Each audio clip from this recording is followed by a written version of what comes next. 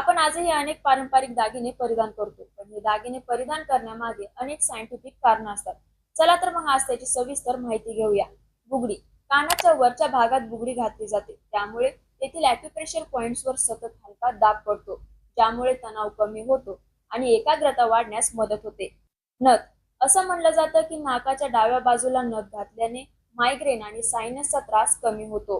बाजूबंद. पूर्वीच्या काळी हाताची डौलदार हालचाल राखण्यासाठी बाजूबंद घातला जायचा.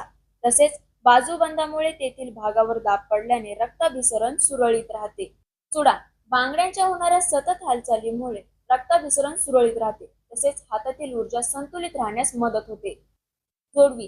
पायाच्या अंगठ्याच्या शेजारील बोटात घातली जाते. तेथील नस स्त्रीच्या गर्भाशयाशी जोडलेली असल्यामुळे महिलांचे प्रजनन संबंधित अवयव सुदृढ राहतात आणि मासिक पाळी नियमित राहण्यास मदत होते. पैंजण. पैंजणामुळे पायांचा थकवा कमी होतो. तसेच चांदीचे पैंजण घातल्यामुळे शरीराला थंडावा मिळतो. ही सर्व दागिने म्हणजे महिलांसाठी बंधन नसून त्यामागे अनेक पारंपरिक समजुती आणि अनुभव दडलेले असतात. तुम्हाला ही माहिती कशी वाटली ते कमेंटमध्ये नक्की सांगा आणि हा व्हिडिओ तुमच्या मित्रमैत्रिणींना नक्की शेअर करा.